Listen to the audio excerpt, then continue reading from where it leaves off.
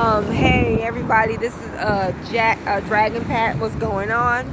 I just wanted to share something with you all tonight. I had an epiphany a couple of days ago, a tower moment. A light bulb went on in my head. It was concerning somebody that I knew in Detroit and used to work with her. We were good friends. Very, at work. We never really went out, but we hung at work, and I saw her a lot because of that. Well, 12 and a half years ago, I moved away. I moved here to New Orleans. And me and her, we still kept in contact. But I think I was the one that was calling her more often than she was calling me. But whatever, we kept in contact. So after a while, I didn't hear nothing from her. And I was calling her, no response. I was writing her, no response. And after doing that for over a year, I kind of figured that something was maybe wrong with her, something had happened to her, but I didn't have any information on anyone that I could get in contact with to see what was going on. So I got online and I looked her up and I saw her information. Of course, I couldn't do nothing with that, so I started looking up information concerning people that she may know. So I found somebody that was supposed to be a relative or in-law or something. And I just wrote them a random letter telling them that I love this person. I don't know where they're at. I'm worried about them. If you know where they are, give them this number, my number, tell them to call. So about a month or so later, I got a call. Boom, it was her. And I was so happy. I was like, oh my God, I thought something had happened to you. I was worried about you. And she told me that her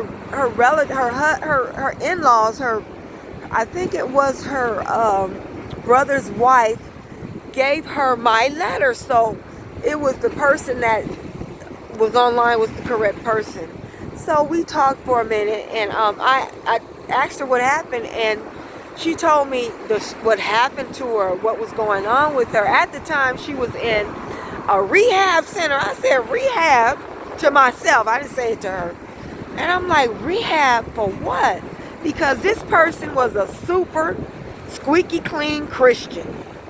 You couldn't even have on some sexy sandals without, I'm just saying, just nitpicky, and the Lord this and the Lord that, and I have to ask the Lord that and this and stuff like that. And I'm like, addiction? You're in a what? And she told me that, she had become addicted to pharmaceuticals. I don't know if it was psychotropic drugs that I think she admitted some years ago that she was on, or it was pain pills. Anyway, she had been in this center for over a year. And I'm like, she told me that she had lost her phone, her contact, and woo and stuff. So I was glad to see her or whatever. So, we hung up, and then I called her next week, no answer. Called another the next day, no answer. So a week later, she calls, and we talked for a minute. So I kind of figured that maybe she didn't want to be bothered. You know what I'm saying? She wanted some time alone. So whatever. That was my friend. I was crazy about her. You couldn't tell me nothing. I love her. I wish that she could be, here with me.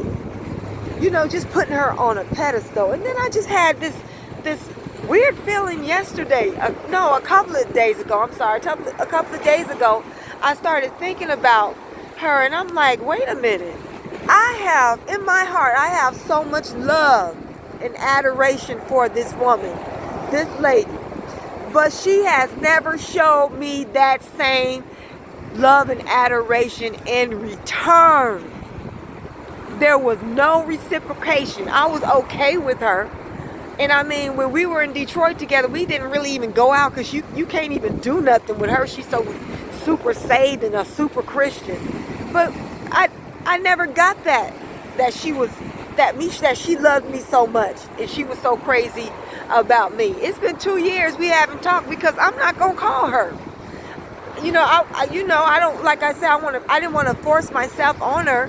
And she ain't always on my mind. So just when I think about her, it's like, she's not calling. If she wants to be bothered, she'll call. So 2 days ago, and I was like, I felt like a hypocrite because I know that there are at least two people in my life that have been in my life way longer than she has, that I'm still in contact with today.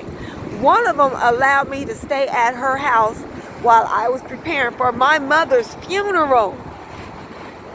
I can call this person, this young lady, I've been friends with for over a little over 20 years. No, it is over 20 years, about 25 years. And she'll call me right back. Sometimes she'll call me and we'll talk, you know what I'm saying? And then my homeboy, if I hit him up, that I had for years, homeboy that I had for years that I met in Detroit, if I hit him up, he'll call right back, but I can't really call him, and kick it with him like that because he's married. You have to respect that. But these people, they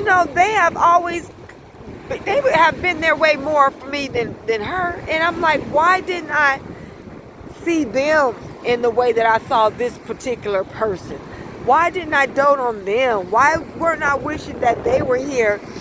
So, I would choose them to be close with more than anybody else. Why not them? You know what? I have come to this point in my life where I will never do that ever again. I will never give somebody else more love and more esteem and more adoration than they give to me. My relationship from here on will have to be reciprocal to a very large degree. It might be 40, 60, but it can't be 5.95. No, it can't be that. So I just wanted to share this with you all. Really, it should be common sense, but it's not always common sense. You give love and energy to those who give love and energy to you in return. So this is my journey. I'm on a purification journey at this time, a self-love journey and healing journey. I'm just really, really growing up more so at this time than I probably ever have in my life. And that is just one of the things that I am realizing that I have to pay attention to. All right. So thank you all for listening to me. Peace. I'm out.